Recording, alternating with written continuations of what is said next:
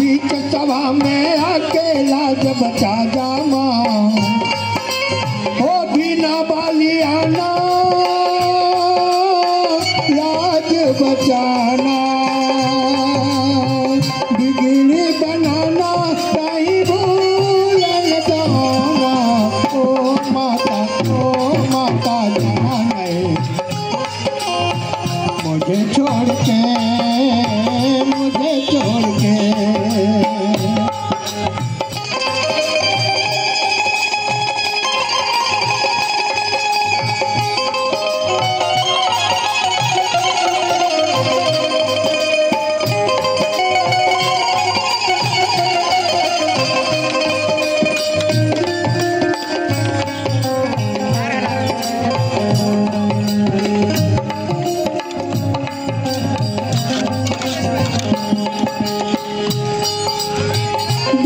बाली मैया